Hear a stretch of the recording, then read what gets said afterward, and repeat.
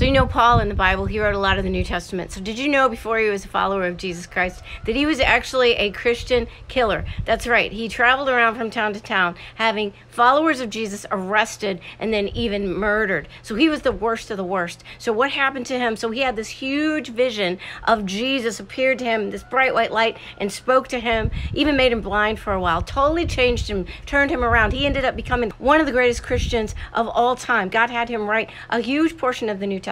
A lot of people wonder, well, why doesn't God just do that for everybody? Why doesn't Jesus just appear with this big bright white light for everybody? Because then everybody would choose Jesus. But that's not true. And you know how we know? Look at the Old Testament. You know the story of Moses, how God did all these miracles for the Israelites when Moses was leading the Israelites out of captivity from the Egyptians. And then God parted the Red Sea so the Israelites were able to walk through the Red Sea on dry land. And then God fed them every day with this miraculous stuff called manna that came down from the sky every night. So he did miracle after miracle after miracle, and yet most of the Israelites continued to reject him. They would worship idols all the time.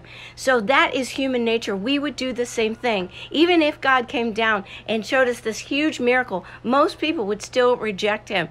So God only bestows that kind of pursuit upon people who will completely surrender their hearts and their lives to him. Even though God gives every single one of us free choice to choose him or not, he knows beforehand who is going to give their hearts and their lives completely to him. So why would he waste his time doing some kind of crazy miracle for somebody that's going to reject him anyway? Besides that, we don't have any excuse, because Psalm 19:1 says, "The heavens tell of the glory of God, and their expanse declares the work of his hands." The truth of God and our Creator is all around us every single day, all the time. We have no excuse, and people still reject him anyway. Don't make that same mistake. Choose Jesus. I love you with the love of Christ.